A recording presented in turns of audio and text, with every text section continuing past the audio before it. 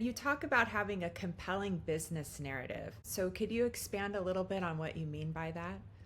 A compelling business narrative means, and the reason I'm pausing here is that, I mean, there's two components to that. There's the narrative that is the story, what your business stands for and what your business is about.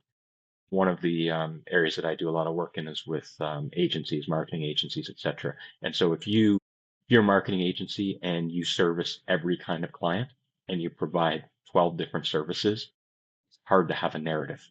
Hmm. Whereas if you service small financial firms, your specialty is SEO. All of a sudden, you've got an interesting narrative, an interesting story about your business.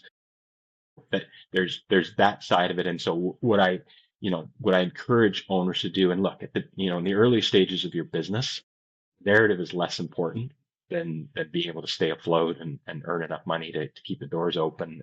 But as you develop, grow, become more sophisticated and more stable, it's important for you to be very clear on who it is your client is and what it is that you offer those clients and begin to think about the story of your business.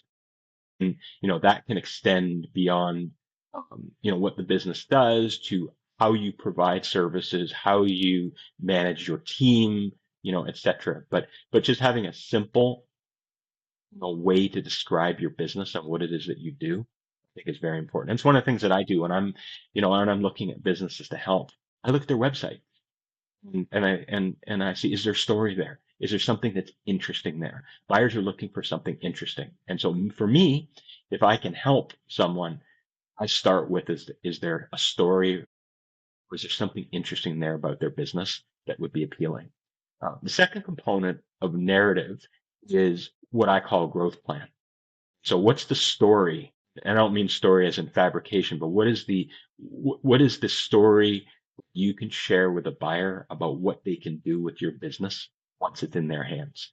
Get them excited about it's what I call a buyer's growth plan, is to get them excited about what the business can do is in their hands. And that's one of the things that I learned. I sold to private equity, and one of the things that impressed me a lot, and I learned from them is that when they sell businesses, they have a full runway for buyers, things that they can do to take their business to the next level. And so I try to encourage my sellers to have exactly that same type of approach.